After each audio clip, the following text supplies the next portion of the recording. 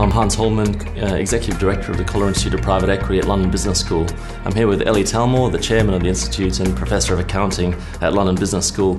Just wondering, Eli, what were your perspectives on our 2011 Private Equity Symposium?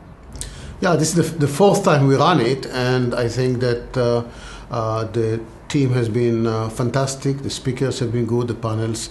It has been very different from what we have been doing in the past, because the topics are now not only just inward looking at the private equity industry itself, but also regarding the global financial markets, implication of the debt challenges in the United States, and the regulation that we will be following up from there. This was the morning session, the keynote speakers, and in the afternoon we had a topic like brand management, which seems like private equity needs to worry about as well.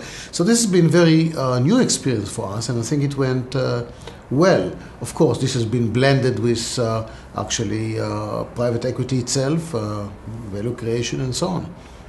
And more specifically, Eli, you just recently chaired a panel on emerging markets and private equity investment into emerging markets. Do you have any specific thoughts on that panel? We had a range of experts, Thierry Bourdon and Moose Gwen and others. What were your thoughts? Yeah, no, it was a good blend. The LP represented by Hanneke Smit, the two GPs, and Munier Gwen from the placement agent, so they have the perspective on emerging markets. Not so much emerging anymore, but I would say high growth.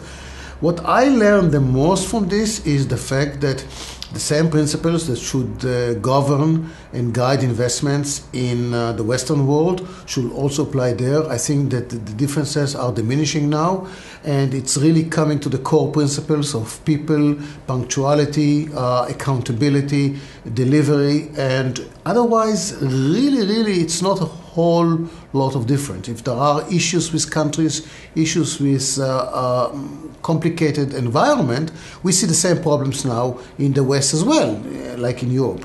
So for me, this is the biggest message. On top of that, there were some specific points which I liked about the fact that exit is no longer a big issue as used to be, because of the ability to go to the stock market. That is really, there is a hunger there for good companies. Second, I also find the point about that was pointed out by Munier about the Chinese, which is not only just the local market, but also now that they are really playing the role of buying companies overseas, and that's changed the whole dynamic in terms of the competition and opportunities to exit. So there were these definitely angles, and the question from the audience were equally good. And how did this relate to your recent case study on Mekong Capital in Vietnam?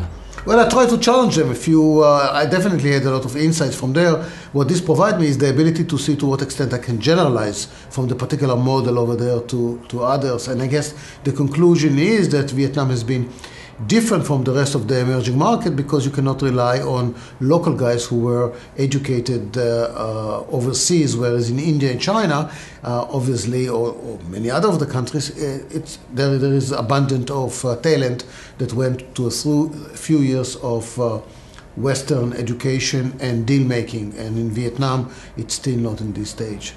Thank you very much, Eli. Pleasure.